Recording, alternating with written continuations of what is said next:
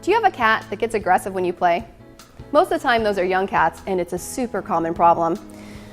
When you think about it, it's no wonder that they do, because most of us are actually taught to play with cats in a way that will cause them to scratch and bite at you. And in fact, we roughhouse with kittens all the time. Unfortunately, when you roughhouse with a kitten with your hands or your feet, you are really teaching that cat to go ahead and target predatory play towards your fingers and your toes. And that's pretty much the last thing that most people want on a regular basis. So it's so important that when you are going to teach your cat about how to play with people, that you play with remote toys so that they're more interested in playing with objects rather than your hands. If you're going to try and work on a cat that has already started doing some aggressive play behaviors, then you want to start by making sure that you have appropriate toys to play with that cat. One of the most common toys that cats enjoy are called wand toys, and they look like fishing poles, and they have a great little object at the end. And there's a variety of companies that make them. These are called Nico Flies, and they have a lot of really great, interesting ones. And what you want to do is really focus on all of your play with your cat being with toys like this rather than your hands or your feet.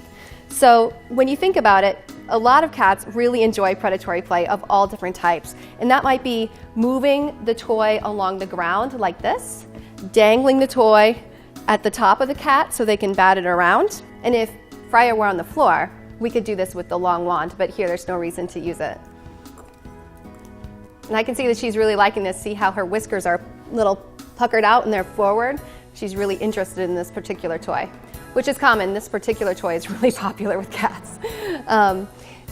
And also throwing the toy so the cat can chase it, and then moving it at different rates.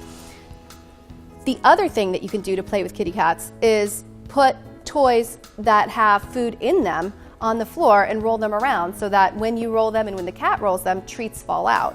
So those are things that are really fun for cats that don't involve your hands and feet as the trigger for the aggressive behavior. The other thing to keep in mind, though, is that when you play with a cat, even with these types of toys, you may find, especially in a cat that's had a lot of experience doing aggressive play, that they target your hands or feet right off the bat.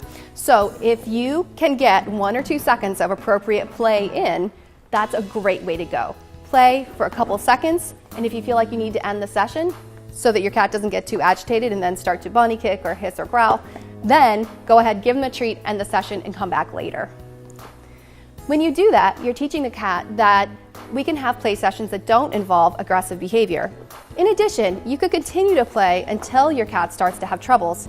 But the problem with that is that then the cat might get too aggressive, and then every time you end your session, the cat is learning that, oh, well, I just get more and more agitated when we play. Instead, we'd like the cat to always be playing and having a good time. So really focus on ending your session before the cat gets aggressive. But if there's any moment where the cat starts to bite at you, or certainly hiss at you or grab you, then say too bad and end the session completely. And that's one great way to help your cat learn to play less aggressively.